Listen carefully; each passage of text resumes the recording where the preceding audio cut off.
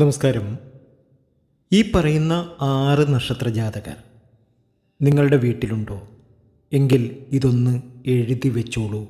ഒരു വലിയ അതിശയിക്കുന്ന ഫലം നിങ്ങൾക്ക് വന്നു ചേരാൻ പോവുകയാണ്. ഒരു പുതുവർഷം കൂടി ആരംഭിക്കാൻ പോവുകയാണ്.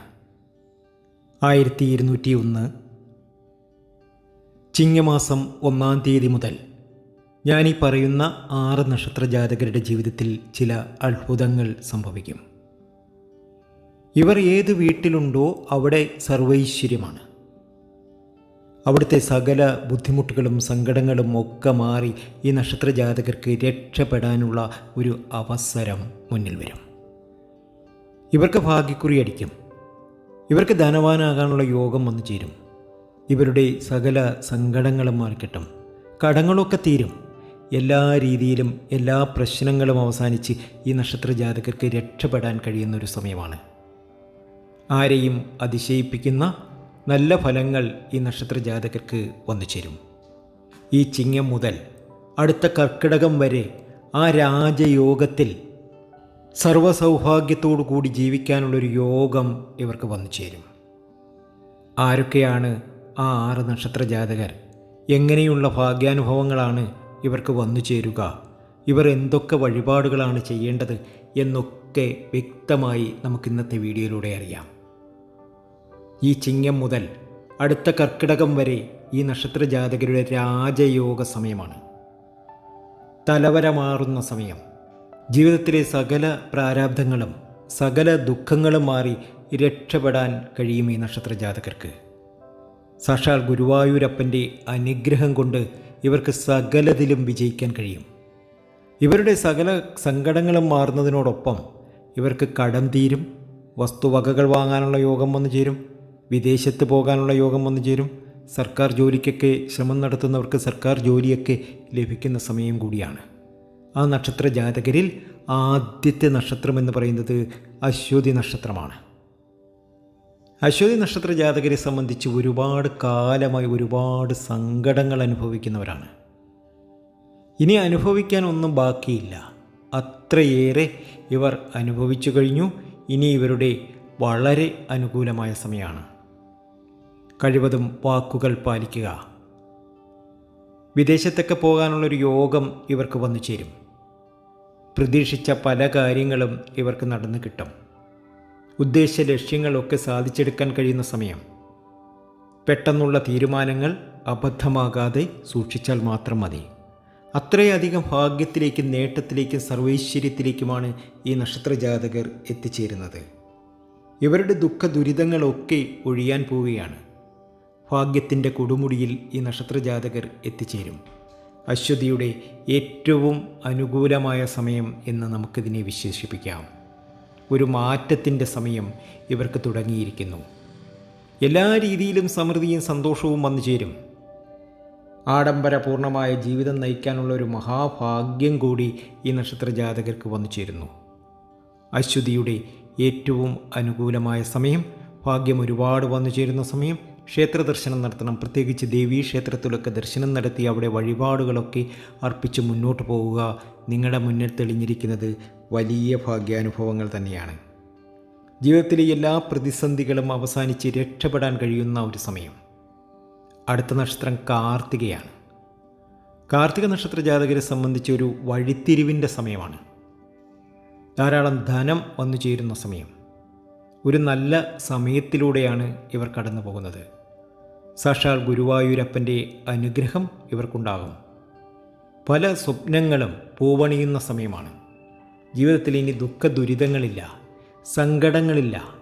സമ്പത്തും ആയുസ്സും ആരോഗ്യവും സന്താനഭാഗ്യവും പങ്കാളിഭാഗ്യവും വന്നു ചേരും. നല്ല പ്രശസ്തിയാവാൻ സാധിക്കും. ജീവിതത്തിലെ എല്ലാ ദുരിത ദുഃഖങ്ങളും തീരാൻ ഇവർക്കിനി കഴിയുന്നു. ഭാഗ്യമാണ്, നേട്ടമാണ്, സമൃദ്ധിയാണ്. നമ്മൾ ചില കുടുംബാംഗങ്ങളെയൊക്കെ കണ്ടിട്ടില്ലേ? ഒരു വഴക്കുമില്ല, പ്രശ്നവുമില്ല.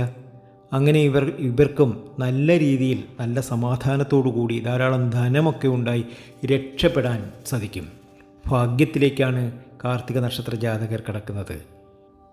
ഈ പറയുന്ന കാര്യങ്ങളൊക്കെ അച്ചട്ടായിരിക്കും. അക്ഷരം പ്രതി അച്ചട്ടായിരിക്കും. നിങ്ങളിത് എഴുതി വെച്ചു വേണമെങ്കിൽ.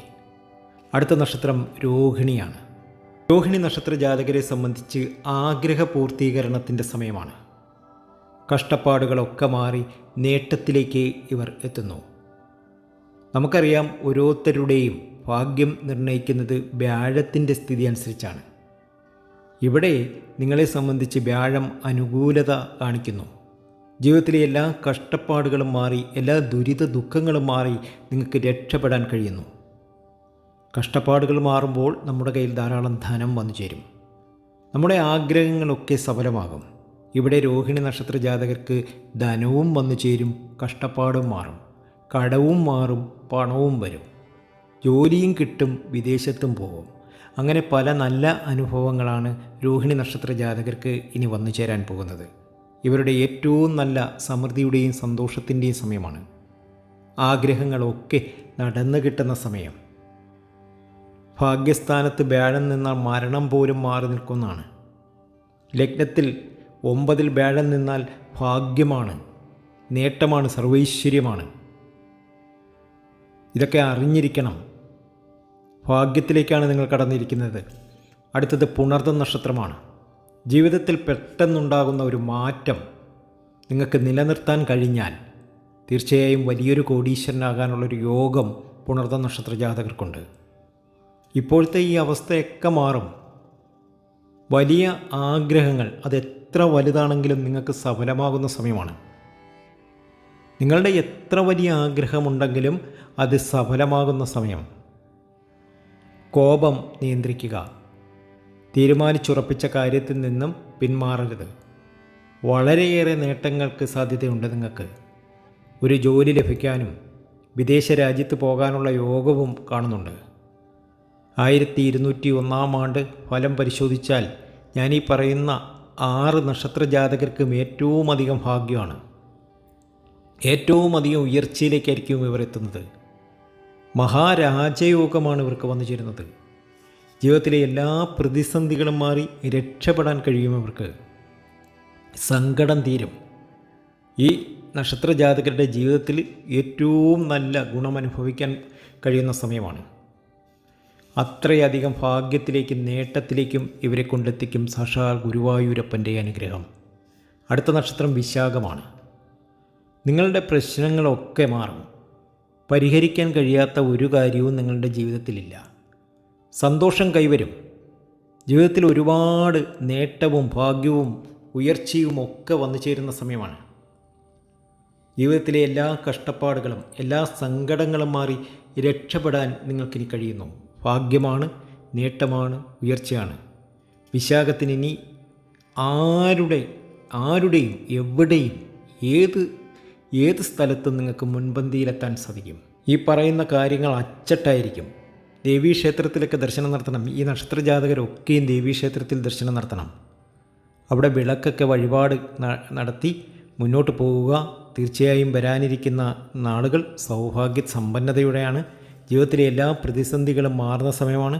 ആശകളും അഭിലാഷങ്ങളും ഒക്കെ നടക്കുന്ന സമയമാണ്. അടുത്ത നക്ഷത്രം ചതയമാണ്. ശത്രുദോഷങ്ങളൊക്കെ മാറുന്ന സമയമാണ്.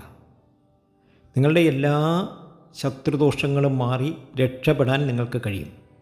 രഹസ്യങ്ങൾ സൂക്ഷിക്കണം, പരസ്യമാക്കരുത്. അത് ഏറ്റവും വിശ്വസിക്കുന്നവരോട് പോലും ഇപ്പോൾ തൽക്കാലം പറയണ്ട. അതൊന്ന് നടന്നു കിട്ടട്ടെ. വലിയൊരു മാറ്റം ജീവിതത്തിൽ വന്നു ചേരാൻ പോകുന്നതാണ്. വലിയൊരു മാറ്റത്തിലേക്കാണ് നിങ്ങൾ പോകുന്നത്. ഈ നക്ഷത്ര ജാതകരൊക്കെയും ഗുരുവായൂരപ്പനെ മനസ്സിൽ സ്മരിക്കാനും ഓം നമോ നാരായണ എന്ന മന്ത്രം ജപിക്കുക. എന്ത് കാര്യം ചെയ്താലും ഗുരുവായൂരപ്പനെ മനസ്സിൽ ധ്യാനിച്ചുകൊണ്ട് ഇറങ്ങി മുന്നോട്ട് പോവുക. തീർച്ചയായും വരാനിരിക്കുന്ന സമയം വളരെയേറെ സമൃദ്ധിയും സന്തോഷവും നിറഞ്ഞതായിരിക്കും. ജീവിതത്തിലെ പ്രതിസന്ധികളും പ്രശ്നങ്ങളും ഒക്കെ മാറിക്കിട്ടും. ആഗ്രഹങ്ങളൊക്കെ നടന്നു കിട്ടും. ഇനി നിങ്ങളുടെ ജീവിതത്തിൽ വലിയ മാറ്റമാണ്. പ്രതീക്ഷകളൊക്കെ പൂവണിയുന്ന സമയമാണ്. അങ്ങനെ സംഭവിക്കട്ടെ എന്ന് ആത്മാർത്ഥമായി പ്രാർത്ഥിക്കുന്നു. നന്ദി, നമസ്കാരം.